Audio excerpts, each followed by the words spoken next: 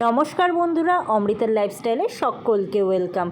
এর আগের ভিডিওতে তোমাদের সাথে শেয়ার করেছিলাম আমার হাওড়া থেকে হরিদ্বার আসা সম্পূর্ণ ট্রেনের জার্নিটা। আর আজকে শেয়ার করতে চলেছি হরিদ্বার থেকে ঋষিকেশে যাওয়ার জার্নি, এবং ঋষিকেশে আমরা কোথায় কোথায় ঘুরলাম সেই সমস্ত কিছু থাকবে এই ভিডিওতে। সো চলো ভিডিওটা আবার শুরু করা যাক। তাহলে আমরা ইতিমধ্যে হরিদ্বার স্টেশন থেকে কিন্তু বেরিয়েও গিয়েছিলাম, এবং সেখান থেকে একটা গাড়ি ঠিক করেছিলাম ঋষিকেশ যাওয়ার উদ্দেশ্যে। এরপর সুন্দর সুন্দর পাহাড় নদী দেখতে দেখতে আমরা কিন্তু ঋষিকেশের পথে যাচ্ছি। আর এই মুহূর্তে কিন্তু আমরা রাজাজি ন্যাশনাল পার্ক, যেটা সেই ন্যাশনাল পার্কের ভিতর দিয়ে আমরা যাচ্ছি, মানে মাঝে রাস্তা আছে, সেই রাস্তা দিয়েই আমরা যাচ্ছি ঋষিকেশের উদ্দেশ্যে। এখানে শুনেছি সাফারিও হয়, এরপরে কখনো যদি আসি ঋষিকেশে একবার এখানে সাফারি করার ইচ্ছে রইল। এরপর দেখো কি সুন্দর ঋষিকেশে যাওয়ার সময় এই সুন্দর সুন্দর এই পাঁচিলে এত সুন্দর আঁকাগুলো দেখতে কি ভালো লাগছিল। মনে হচ্ছিল দাঁড়িয়ে এখানে একটু কিছু ছবি তুলি, কিন্তু না, গাড়ি করে যাচ্ছি, এখন তো ছবি তোলার উপায় নেই। যোগনগরী ঋষিকেশ এখানে যোগার জন্য যেটা বিখ্যাত, তো সেটার ছবি তো থাকবেই, তো দেখতেই পারলে তোমরা এখানে সুন্দর সেই ছবিগুলো। এছাড়া ঋষিকেশের সমস্ত কিছু যা যা আছে সব কিছু ছবি কিন্তু এই পাঁচিলটার মধ্যে সুন্দর করে একে ফুটিয়ে তোলার চেষ্টা করেছে। এরপরে আবারও একটা নদী ক্রস করে আমরা যাচ্ছি ঋষিকেশের উদ্দেশ্যে। আর এবার এই রাস্তাটা কিন্তু একদিকে চলে যাচ্ছে দেরাদুনের উদ্দেশ্যে, আর একটা চলে যাচ্ছে কিন্তু ঋষিকেশ শ্রীনগর, বা যেটা আমরা যেতে চাই কেদারনাথের পথে সেই রাস্তাটা। তো আমাদের ডেস্টিনেশন ঋষিকেশ, তাই আমরা এখন ঋষিকেশেই যাচ্ছি। ফাইনালি কিন্তু আমরা চলে এসেছি ঋষিকেশে। আর এই যে বাবা কালীকামলি, আমরা যে ধর্মশালাটা নিয়েছিলাম এটাই হলো বাবা কালীকামলি ধর্মশালা, একদম রাস্তার উপরে। আর দেখো ভিতরের বিল্ডিংয়ের ভিতরটা যে এইরকম অনেকটা বেশ সুন্দর, অনেকটা স্পেসিয়াস জায়গা, পরিষ্কার পরিচ্ছন্ন। তো চলো যাই ঘরে গিয়ে দেখি ঘরটা কেমন। সো ঘরে চলে এসেছি। আর দেখো আমরা দুটো রুম নিয়েছিলাম, আর এই যে একটা ডবল বেডরুম, এখানে এসি আছে, আর এই যে একটা ওয়েস্টার্ন টয়লেট আছে, আর সাথে আরও একটা রুম যেটা নিয়েছিলাম এখানে কিন্তু দুখানা বেড আছে। দেখো এখানে 3 জন থাকবে আর 2টো বেড আছে। কত সুন্দর, কত বড় ঘরটা, তুলনামূলক খরচাও কিন্তু অনেক কম। এটা কিন্তু কলকাতার অফিস থেকে আমরা বুক করে নিয়েছিলাম আগে থাকতে, তো আমাদের তো খুব পছন্দ হয়েছে। আর দেখো কত সুন্দর ব্যালকনিটা। সো চলো এখন একটুখানি ফ্রেশ হয়ে নিয়ে আমরা এখন যাচ্ছি খেতে। তো এখন অনেকক্ষণ কিছু খাইনি, তাই জন্য আমরা আগে খাবো। তো সেখানে এই জন্য দেখাচ্ছিল যে ও খেতে চাইছে, তো আমরা এখন একটু এখানে খাই। এখানে ছোলে কুলচে খাচ্ছিলাম।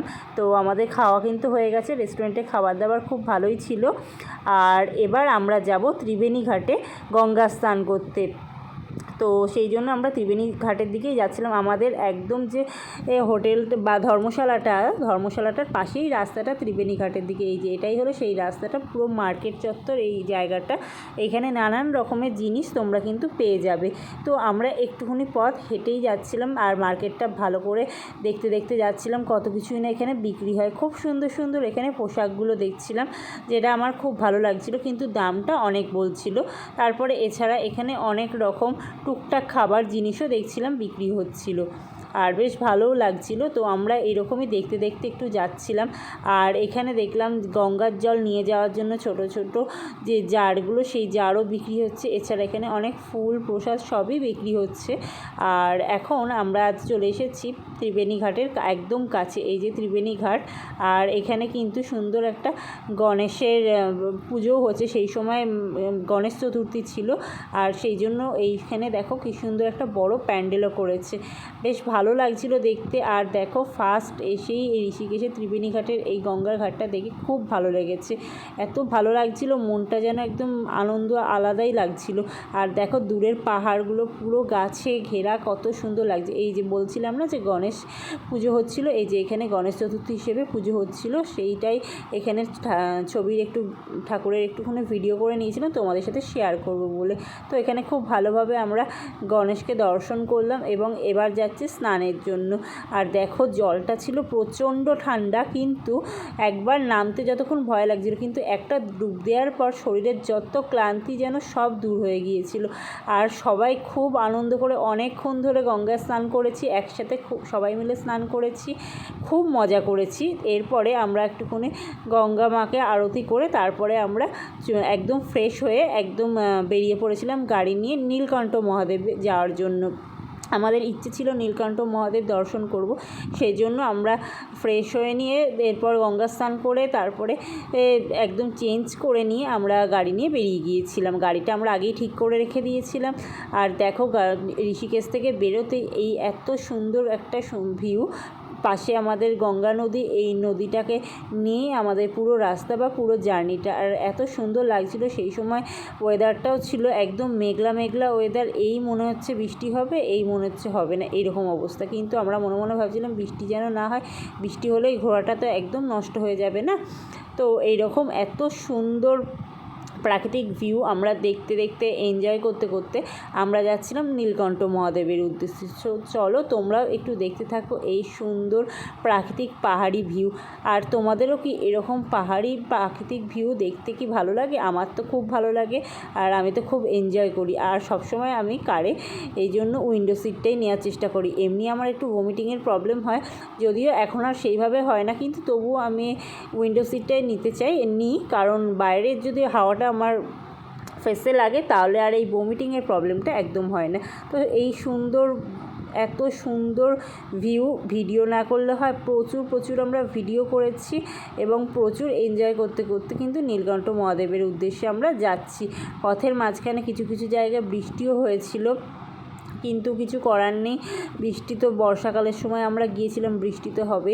এছাড়া আমাদের খুব ইচ্ছেও ছিল এখানে রিভার র্যাফটিং করার, কিন্তু সেই সময় রিভার র্যাফটিং একদম বন্ধ ছিল, কারণ তখন জলস্তর প্রচুর বেড়ে গিয়েছিল, যার জন্য রিভার র্যাফটিংটা বন্ধ ছিল। কিন্তু কি আর করা যাবে, আদার্স জায়গায় ঘুরে বেড়াবো, রিভার র্যাফটিং নয় করাই হবে না, এরপরে কখনো এসে রিভার র্যাফটিংটা করবো।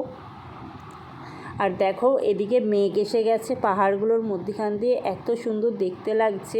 আর দেখো আকাশ পুরো কালো করে গেছে। এটা কিন্তু আর একটুখানি রাস্তা আছে নীলকণ্ঠ মহাদেব যাওয়ার জন্য। আর এইখানে প্রাকৃতিক ভিউটা আমার মনে হচ্ছে যেন আরও সুন্দর লাগছে দেখতে, এই মেঘটার জন্য পাহাড়গুলো যেন দূরের আরও ভালো লাগছে। আর কি সুন্দর দেখো দূরের গাছগুলো।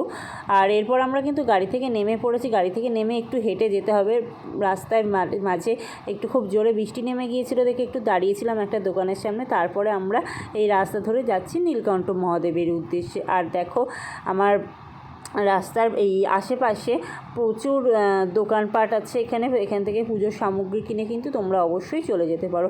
আমরা যদিও সেখান থেকে নিয়ে আমরা সামনে থেকে একটু এগিয়ে গিয়ে নিয়েছিলাম। আর এই যে এটা হলো নীলকণ্ঠ মহাদেব ঢোকার মেন গেট, যেটা সেই গেটটাই, এখান দিয়ে আমরা এখন প্রবেশ করব নীলকণ্ঠ মহাদেবের দর্শন করতে। আর দেখো সামনে দেখো সবাই এগিয়ে গেছে। আর এরপরে এর ভিতরে নিশ্চয়ই হয়তো ফোন অ্যালাউ নেই, সেই জন্য আর বেশি ভিডিও করতে পারবো না। এখান থেকে একটুখানি দেখালাম মেন যে মন্দিরটা, সেই মন্দিরটা এই যে এটাই হলো নীলকণ্ঠ মহাদেবের মন্দির।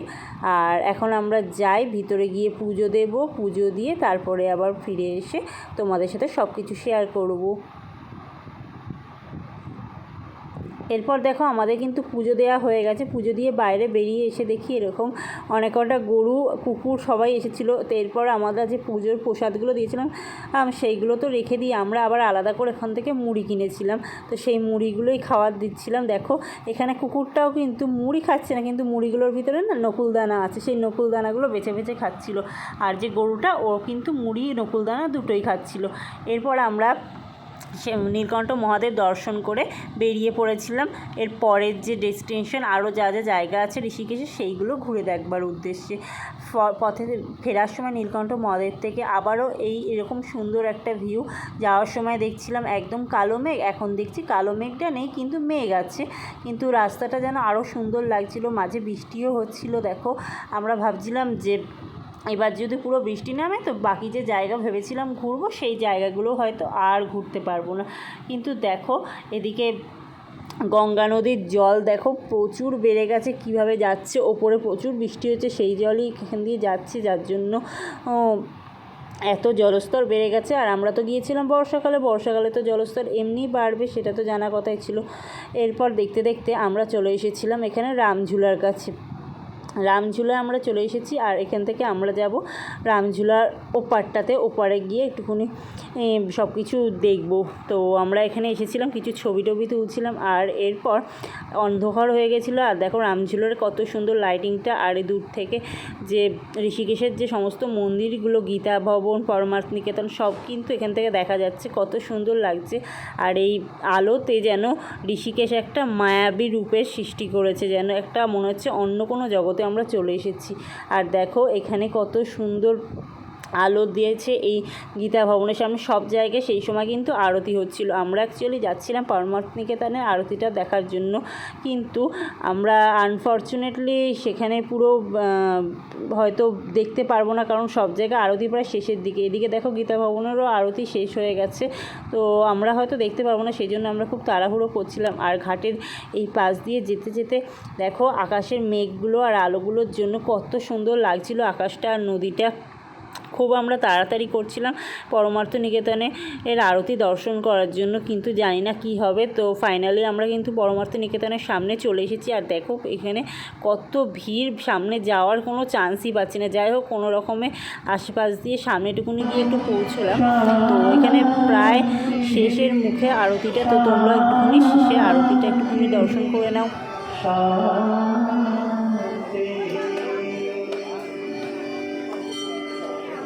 आइए संकीर्तन करते हुए नमस्ते प्रस्थान करेंगे। जय राधा रमण हरि बोल, जय দেখতেই পারলে একদম শেষের দিকে কিন্তু আমরা আরতি দেখেছি। এরপরে আমরা এখান থেকে একটু গঙ্গার আরতি করার জন্য এই ডালাটা কিনে নিয়েছিলাম। এরপর একটুখানি আমরা জলে ভাসিয়ে দিয়েছিলাম। দেখো কত সুন্দর যাচ্ছে, আর জলে প্রচণ্ড স্রোত ছিল। এরপর আমরা অনেকক্ষণ এই পরমার্থ নিকেতন ঘাটে বসেছিলাম, আর এত ভালো লাগছিল, একদম চারিধারটা শান্ত হয়ে গিয়েছিল, সমস্ত মানুষজন চলে গিয়েছিল, শুধু আমরাই মোটামুটি ছিলাম। এরপর আমরা ওখান থেকে হাঁটা ধরলাম জানকী ঝুলা দিয়ে।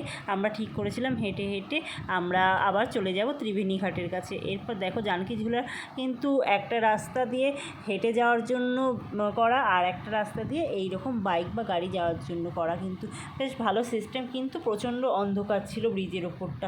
এরপর আমরা রুমে চলে এসেছিলাম। রুমে এসে সবাই ফ্রেশ হয়ে নিয়েছিলাম, ডিনার করে নিয়ে একটুখানি গল্প করছিলাম। পরের দিন আমরা আবার অনেকটা ভোর ভোর বেরোবো। সো চলো, গুড নাইট। এখানে ভিডিওটা ভালো লাগলে অবশ্যই লাইক, কমেন্ট, সাবস্ক্রাইব করো।